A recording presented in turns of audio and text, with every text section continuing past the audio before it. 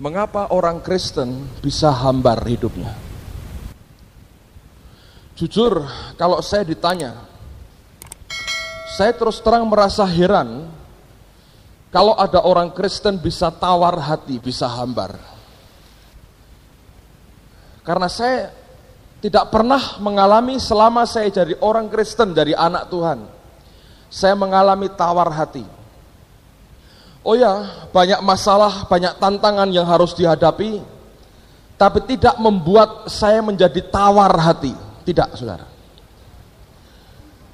Tidak membuat cinta saya dengan Tuhan menjadi pudar, dan kemudian saya seperti mengabaikan Dia, dan hanya mementingkan, mengurus, dan memikirkan akan diri sendiri.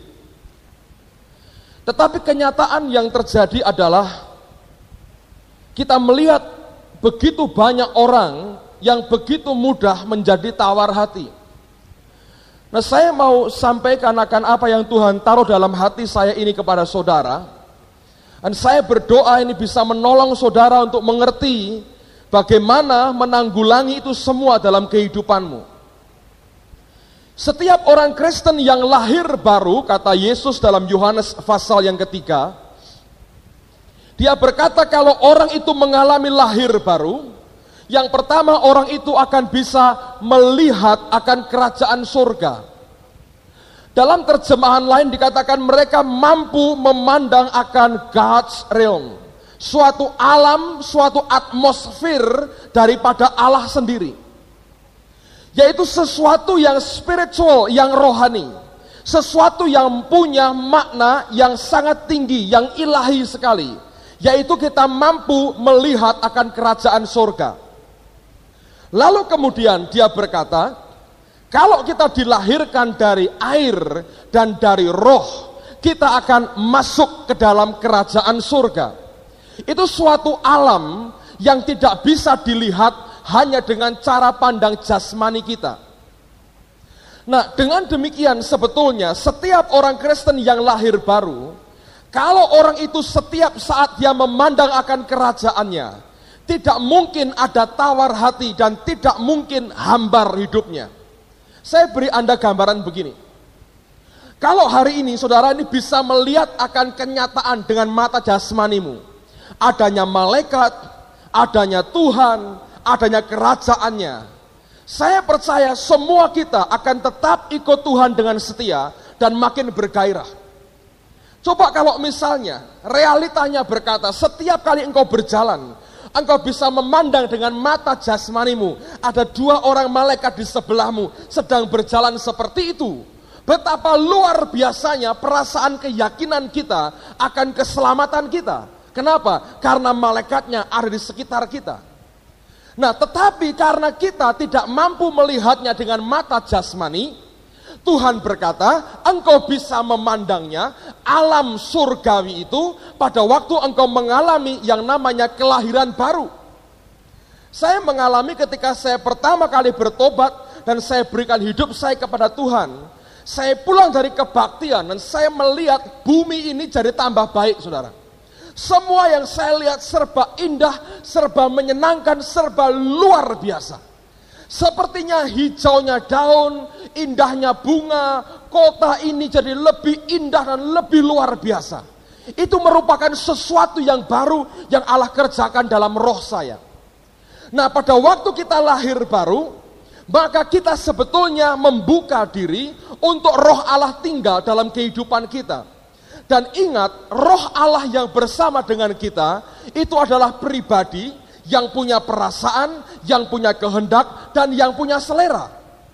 Nah, roh yang berpribadi inilah yang seringkali kita abaikan dalam kehidupan kita. Kita tidak pernah mau mencoba memahami akan perasaannya, dan kehendaknya, dan seleranya. Kita hidup menurut kemauan kita sendiri, padahal dialah sumber kobaran api cinta kita kepada Tuhan.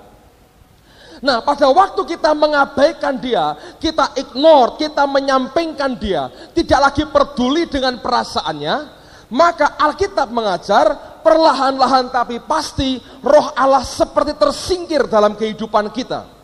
Ingat, dia punya perasaan. pada waktu dia mulai tersingkir, dia roh yang gentle, dia roh yang lembut sekali, dia roh yang tahu diri.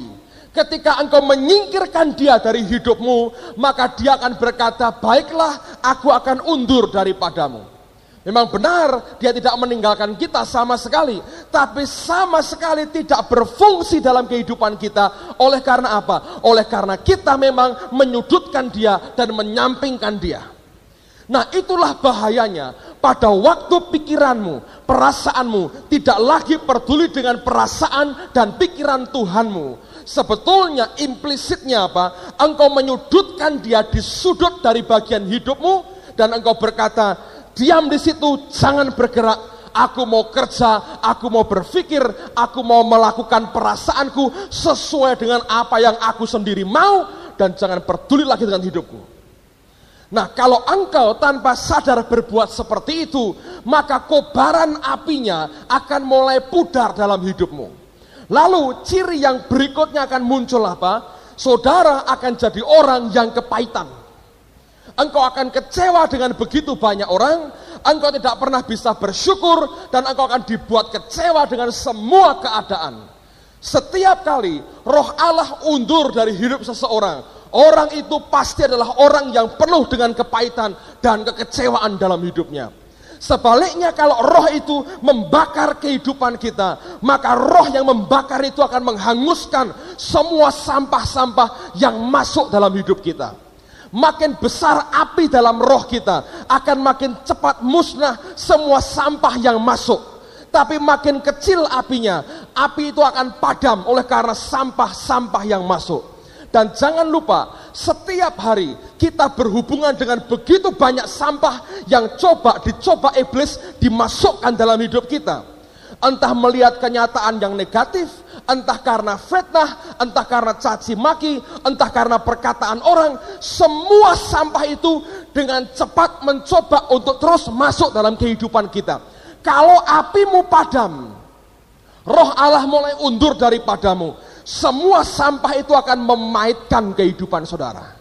Pada waktu hatimu pahit, engkau mulai kecewa, engkau mulai frustrasi, lalu makin lama makin pudar dan hambar hidupmu.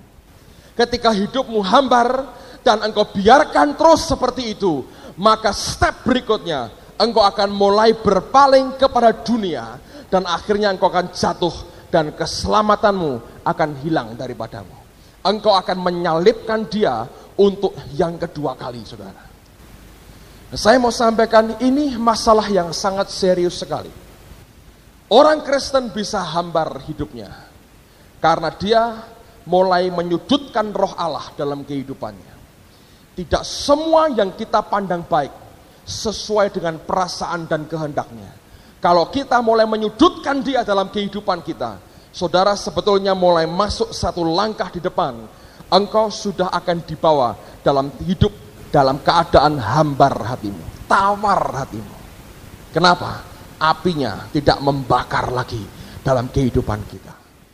Tapi kalau setiap kali engkau menyertakan dia, dan bahkan engkau berkata, ya Tuhan, engkau Tuhan dalam hidupku, kerjakan seperti yang engkau mau, engkau hanya mengikuti akan semua yang menjadi kehendaknya. Saya mau beritahu saudara, engkau akan hidup dalam anugerah Allah, dan kobaran api dan cinta kepada Tuhan akan makin besar, makin besar, makin besar. Saya beri contoh begini, saudara. Tadi pagi saya ceritakan, saya heran dengan Tuhan. Hal yang kecil, yang sepele, yang simple, dia dengar dan dia mau buat sesuatu. Saya ke Israel dengan rombongan dari Jakarta. Kami naik Air France, itu penerbangannya Perancis. Waktu kami berangkat dari Jakarta, saya buka di majalah. Di pesawat terbang itu ada majalahnya, saya buka. Ketika saya baca, pada tengah halaman itu, saya melihat bahwa ada sesuatu yang mereka tawarkan. Air France menawarkan begini, kalau Anda mau jadi member kami, anggota, tidak usah bayar. Kalau Anda terbang dengan Air France sekian ribu mile, Anda akan dapat tiket gratis.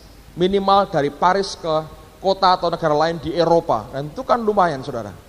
Jadi saya ngomong sama istri saya, karena kami pernah punya pengalaman dengan Northwest dan dapat tiket-tiket gratis seperti itu, bahkan sekarang sudah punya juga free tiket ke Amerika, cuman belum dipakai.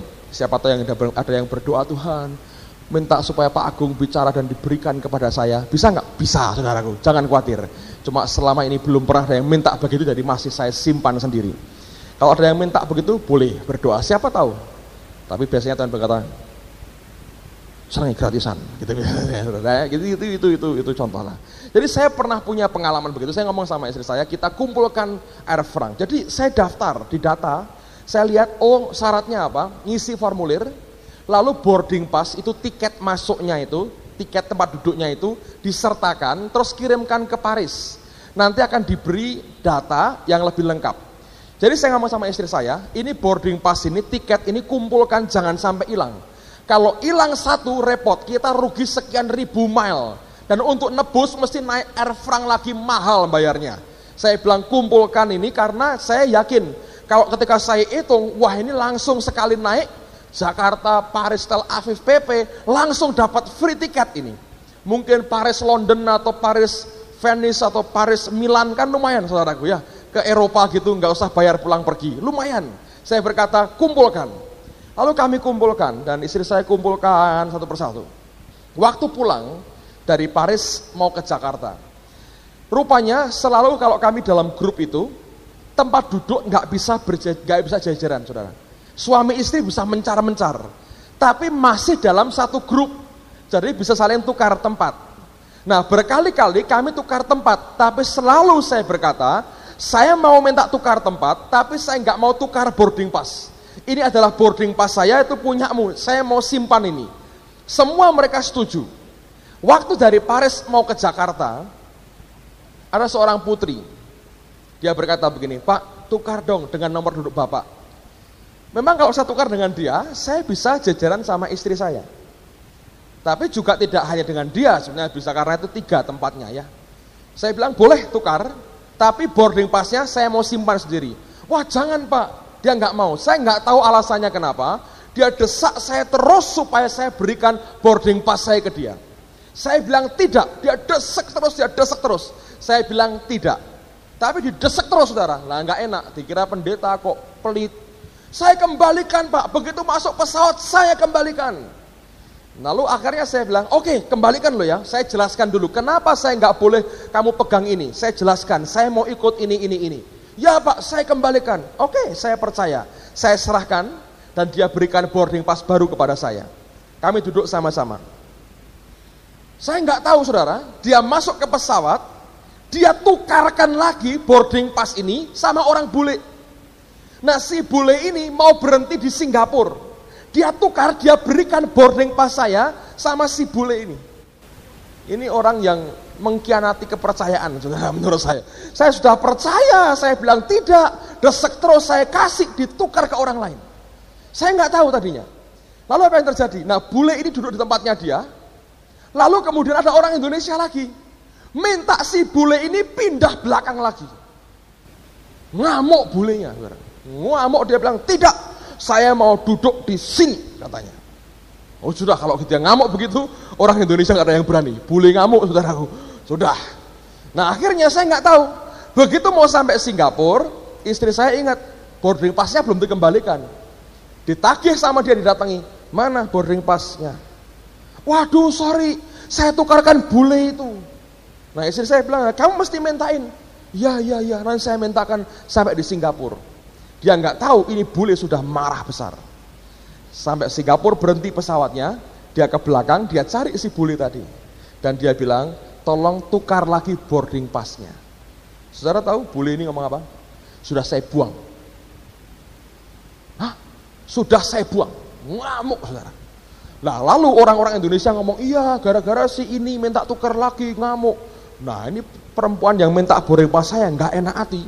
Ngomongnya gini, gimana Pak, hilang katanya gitu. Enak aja saudara, hilang gitu. Nah ya gimana, sudah segini saudara. Saya bilang, saya untung nggak keluar nih saudara. Istri saya bilang, ya sudah sayang. Pada waktu itu, ini masalah sampel ya saudara, sepele. Cuman buat saya, satu dari pertama sudah saya nggak mau kasih. Yang kedua, ini orang kurang ajar menurut saya. Cuman buat saya pada waktu itu adalah pergumulan. Reaksi saya seperti apa? Saya biarkan nggak hidup saya kecewa? Dan saya bilang, Tuhan, apa yang harus aku buat? Dan saya hanya berpikir begini, aku tidak mau dirugikan oleh hal seperti ini. Kalau perlu tidak usahlah air frang lagi, sudah, nggak usah lagi urusan begini. Yang penting sejahtera dan berkatku tidak hilang. Tapi mangkal nggak? Mangkal, saudara. Tapi nggak saya terus-teruskan. Nah ini belajar. Anda sudah kena sekali begitu, jangan ditutuk-tutuk, no. Jangan terus-terus. Tapi ini perempuan gak enak hati, saudara, gelisah terus. Dia minta maaf, dia ngomong saya minta maaf, begini. Oh gak apa-apa, saya maafkan, kata bulinya. Nah kalau gitu minta boarding passnya. Sudah saya buang, dimaafkan tapi boarding passnya tidak mau dikasih, saudara. Akhirnya keluar dari pesawat sampai di Singapura karena mau dibersihkan, saya juga keluar. Saya ngomong sama istri saya, lihat-lihat toko lah, siapa tahu ada yang bagus. Lihat-lihat toko. Jadi kami naik ban berjalan gitu ya. Si bulenya masuk ke kamar mandi, ke WC. Masa saya mau nungguin dia di WC, mau ngapain lagi? Nah, akhirnya kami naik ban berjalan itu di Singapura, di airport. Kami jalan pelan-pelan gitu, sambil bilang, dalam hati ini saya berkata, ya Tuhan, kalau boleh minta mujizat-Mu lah, saya minta boarding pass saya kembali. Saya berkata begitu. Kalau bisa minta mujizat. Tapi dalam pikiran saya, ayo Tuhan kok suruh ngurusi boarding pass itu ya, piye toh ya. Tapi saya terus terang bilang, doa, kalau sudah begitu sembahyang, minta Tuhan kalau boleh. Soalnya gini, terus terang saudara, ini buka rahasia sedikit nih. Saya tuh heran ini, dalam setahun terakhir nih mungkin ya, saya minta apa saja, mesti dikasih, saudara. Saya nggak mungkin cerita karena kadang-kadang hal yang kecil-kecil, yang sepele-sepele gitu ya. Tapi kok dikasih. Jadi ketika saya ingat itu, oh aku dikasih terus sok sama Tuhan, tak njaluk boarding pass gitu. Ini ya saya minta lagi satu, tapi off the record, saudaraku. Jadi nggak sampai di mimbar. Nanti kalau udah dapat baru saya cerita. Jadi saya bilang, Tuhan, sambil jalan saya ngalamun, Tuhan, kalau boleh saya ini minta boarding pass saya kembali. Kalau boleh loh, ya toh. Oh, Tuhan direpoti sama boarding pass tuh ya nggak enak hati tuh sebetulnya, tapi saya bilang kalau boleh ya Tuhan, saya mau minta. Udah. Tapi pikiran saya bilang, mau iso dibuang. Sampai itu tempat duduknya dibongkar sama istri saya, dilihati lagi, nggak ada barangnya. Jadi saya pikir dikantongi ini orang. Tapi dia turun Singapura, masa saya ngikuti dia Singapura. Ya udah. Jalan terus kan. Nggak sengaja saya noleh ke belakang. Di belakang saya bulinya ngerokok. Dia kan nggak tahu saya yang punya boarding pass. Saya mau datangi atau tidak? Tuhan bilang jangan, diam saja. Dia diam aja. Diam ya Tuhan, kalau hilang ya sudahlah. Tapi kalau boleh minta mujizat ini boarding pass, lumayan Tuhan.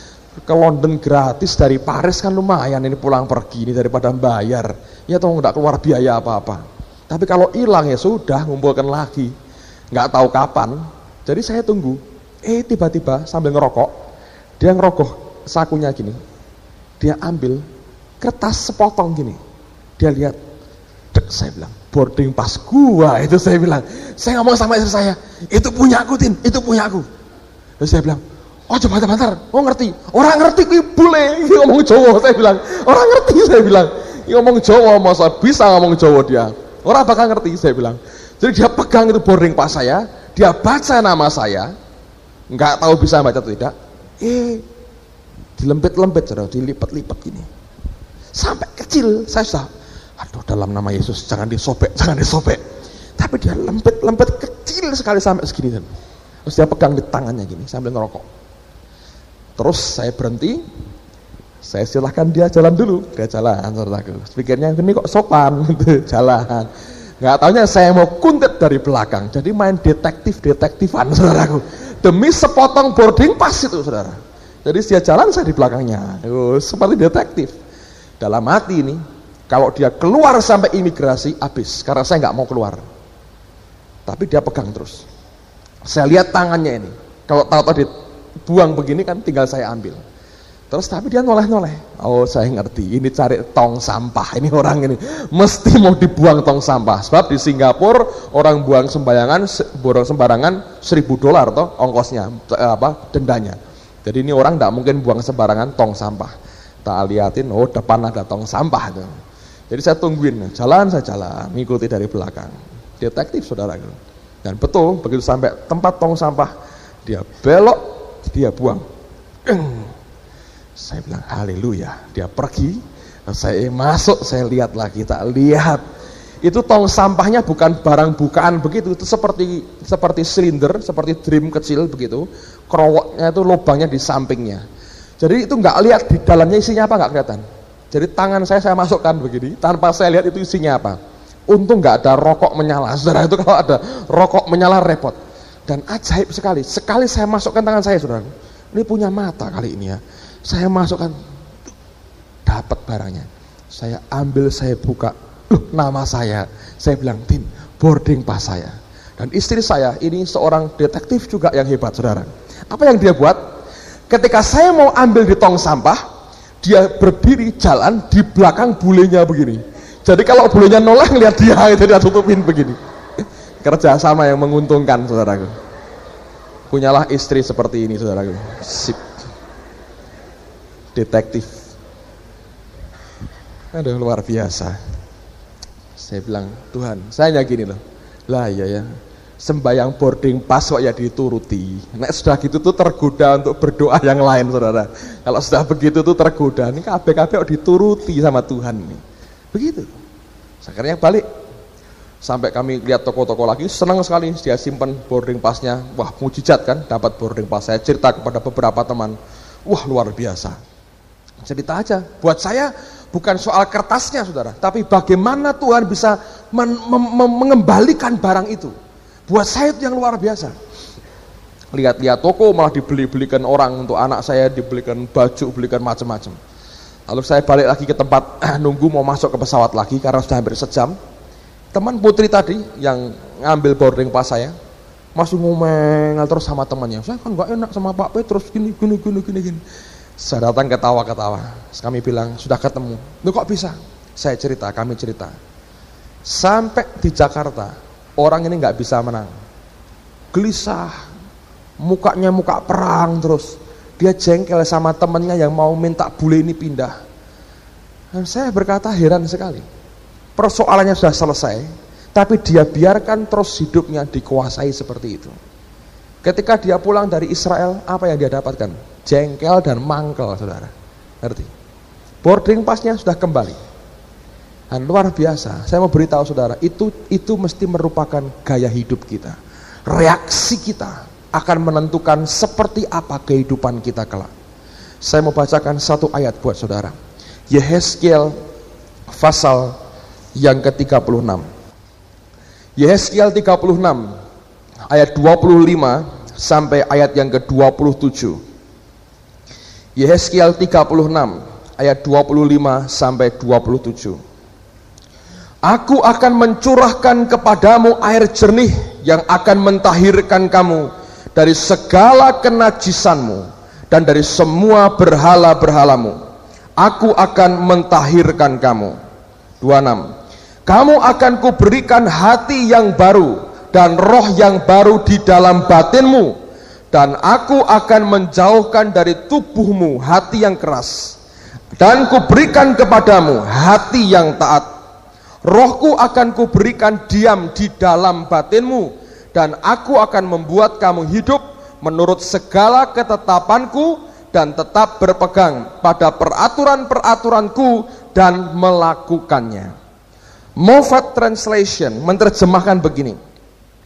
I will give you a new nature. Aku akan memberikan kepadamu sifat alamiah yang baru. And I will put a new spirit into you. Aku akan menaruh akan roh yang baru di dalam kamu. Nah, new nature, sifat yang baru itu seperti apa? Kalimat berikutnya. I will take away your hard nature. Aku akan mengambil akan sifatmu yang keras. And give you a nature, dan memberikan kepadamu suatu sifat that can be touched, yang bisa dijamah. Tuhan berkata, aku akan memberikan new nature, sifat yang baru kepadamu. Dan sifat itu adalah a nature that can be touched, yang bisa dijamah. Surat Yudas berkata, tetaplah engkau tinggal dalam lingkaran Stay always within the boundaries, di dalam lingkaran where God's love, di mana kasih Allah can reach and bless you, bisa menjangkau dan memberkati engkau.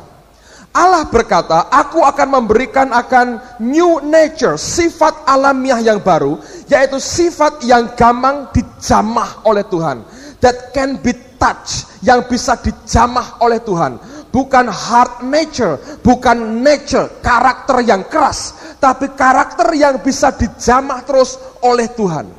Orang Kristen yang terus memberikan hidupnya bisa dijamah terus oleh Tuhan, dia akan terus memiliki akan nature, sifat dan karakter yang baru yang berasal dari Allah. Tapi kalau kita sudah nggak bisa dijamah Tuhan lagi, itu sudah membuat kita jauh daripada dia. Bukan karena dia menjauh, tapi kita yang menyingkirkan dia dari kehidupan kita. Orang Kristen yang dekat dengan Allahnya, yang terus mengizinkan roh Allah tinggal dan mendekat dan menguasai hidupnya, roh Allah ini akan terus bisa touch, dijamah terus kehidupan kita. Setiap kali kita bisa bertobat, kita bisa merasakan jamahan Tuhan, itu blessing, itu berkat yang luar biasa. Tapi kalau kita makin jauh dari dia, hati kita makin keras, kita makin jauh dari jangkauan jamahan Tuhan sendiri, saudara. Nah, oleh karenanya ini harus diperhatikan. Apakah hari ini kita punya a new nature, yaitu a nature that can be touched, yaitu suatu sifat alamiah yang bisa dijamah oleh Tuhanmu. Atau kita punya hard nature, suatu sifat karakter yang keras, yang tidak bisa dijamah oleh Tuhan lagi. Setiap kali kita masih bisa dijamah oleh Tuhan, maka Allah masih bisa memperbaharui akan kehidupan kita. Tapi setiap kali dia nggak bisa jamah kita lagi, itu berbahaya. Karena engkau akan punya a stony heart, hati yang berbatu-batu. Dan itu yang membuat benih yang ditaburkan dalam hidupmu dengan cepat mati oleh karena batu-batu itu. Engkau tidak bisa berakar cukup dalam, dan tiba-tiba engkau akan mati rohanimu. Saya mau katakan buat saudara, berdoa minta kepada Allah senantiasa. Beri ya Tuhan, hatiku ini tetap bisa dijamah, tetap bisa dijamah, tetap bisa dijamah oleh kasih-Mu, oleh kebaikan-Mu, tetap bisa ditemplak kalau perlu oleh karena hardikan-Mu. Supaya apa? Kita punya a new nature, sifat alamiah yang baru. Dan pada waktu itu engkau gak mungkin hambar, saudara. Tapi kalau kita mengizinkan nature lama kita menguasai kita, fatal akibatnya. Saya beri cerita konyol ya saudara ya. Saya ceritain cerita konyol. Satu kali saya ingin membuat Anda ngerti tentang old nature, hard nature, dan new nature, sifat yang lama, sifat yang baru. Ada kesebelasan sepak bola, saudara. Kesebelasan dari sebuah perguruan tinggi yang terkemuka sekali. Dan mereka punya maskot. Maskotnya seekor kera. Dan ini kera, kemanapun mereka mau bertanding, kera ini dibawa, saudara. Kenapa? Ini maskotnya. Kenapa kok mereka pakai maskot kera? Karena mereka memuja teori Darwin. Oh, kita ini dari kera. Ini maskot kita, nenek moyang kita. Dulunya kita seperti ini, nah ini podo, sak jenis katanya. Jadi mereka bawa kera karena mereka pikir, oh ini adalah leluhur saya. Dulu kita ya seperti ini. Itu old nature katanya. Ini new nature. Lalu kera ini dibawa masuk pertandingan. Dan rupanya betul dalam pertandingan itu mereka menang besar, kesebelasan ini. Lalu mereka pulang naik bis. Wah, rame sekali. Dan keranya disanjung-sanjung karena ini maskotnya. Ini old nature kita. Nah, saudara sekalian, singkat cerita, tiba-tiba keesokan harinya orang gempar karena bis yang mereka tumpang ini masuk jurang dan semua penumpangnya mati kecuali satu, keranya masih hidup, saudara. Jadi semua penumpangnya mati, keranya masih hidup, maskotnya masih hidup. Nah, ini maskot ini kan sudah kumpul sama orang banyak. Waduh, ini ceritanya gimana kok bisa bisnya masuk jurang? Saksi mata hanya satu, kera. Semua sudah mati, nggak ada bukti apa-apa. Ini bagaimana bisa mati? Nggak tahu. Bagaimana bisa masuk jurang? Nggak tahu. Yang ngerti adalah kera, old nature. Lalu dipanggil seorang ahli binatang, saudara. Mungkin ini pelatih sirkus. Keranya ditanya gini. Keranya nangis terus ya, keranya nangis keranya, saudara. Karena apa? Sedih. Ini rombongannya mati semua ini.